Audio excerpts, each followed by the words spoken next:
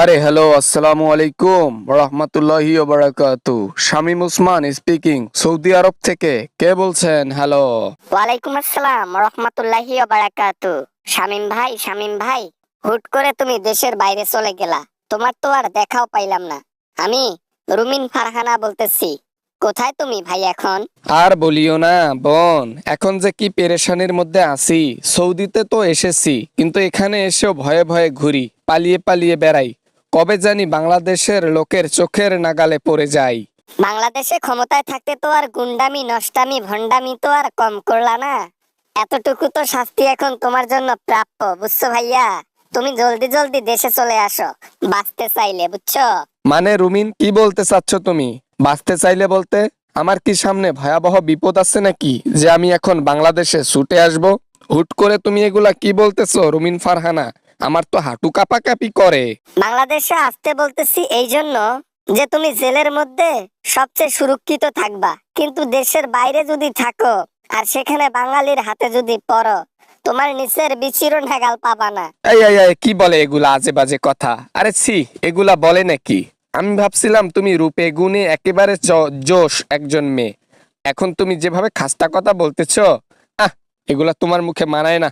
আরে ভাই, তোমাদের মতো জঘন্য ব্যক্তিকে যদি এরকম গালি দেই না, সেটাও কম পড়বে। তোমরা যেটা করছো দেশে থাকতে না, এটা কোনো সরকার আমলের কোনো নেতা কেতা করে নাই, যেটা তোমরা ক্ষমতা পেয়ে করছো। কি করব, বেশি উড়াং ফারাং করছিলাম তো, এজন্য পাকনা ভেঙে দিয়েছে আল্লাহর উপর থেকে, বুঝছেন? আরে জনগণ তো শুধু একটা বাহানা ছিল, সবকিছু আল্লাহ তাআলা সিস্টেম করে দিছে। যাই হোক, যেখানে সেখানে লাগা উচিত, কিন্তু একটা জায়গায় লাগা কখনোই উচিত নয়। সেটা হলো জনগণ, পাবলিক। এটার উপরে কোনো পাওয়ার নাই, না সরকারের আছে না আইনের আছে। কারোরই পাওয়ার নাই জনগণের উপর। আরে আমি আবার কি এমন দোষ করেছি বলো তো? সবকিছু করছে ওই হাসিনাটা। ওই হাসিনাটাই সবকিছু দণ্ডে ভণ্ডের একমাত্র একজন ব্যক্তি, যে অন্যায় কাজ করলো আর শাস্তি পাচ্ছি আমরা। অবশ্য নেমেছিলাম মাঠে।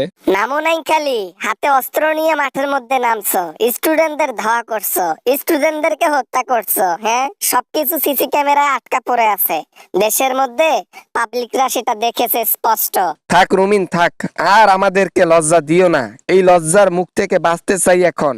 এখন পালিয়ে হোক, ছদ্মবেশে হোক, দাড়ি বড় করে হোক, চুল সাদা করে হোক, কেমনে হয় হোক, বেঁচে থাকতে হবে। বাংলাদেশে যাব না বাবারে।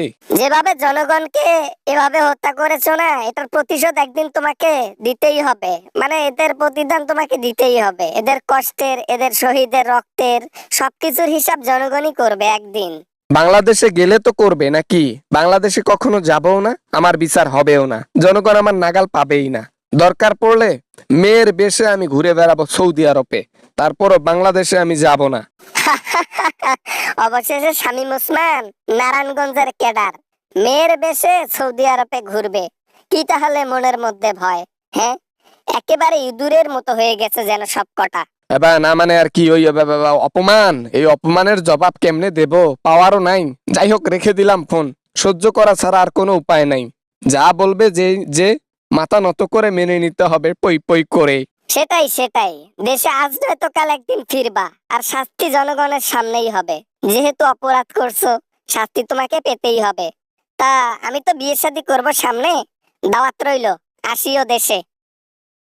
আসসালামু আলাইকুম বন্ধুরা, আশা করি সবাই ভালো আছেন। আমিও অনেক ভালো আছি। আশা করি ভিডিওটা আপনাদের জন্য তৈরি করা হয়েছে, এই ভিডিওটা আশা করি অনেক এনজয় করেছেন। যদি এনজয় করেন তাহলে প্লিজ একটা লাইক করবেন। ভিডিও বানাতে অনেক কষ্ট হয়।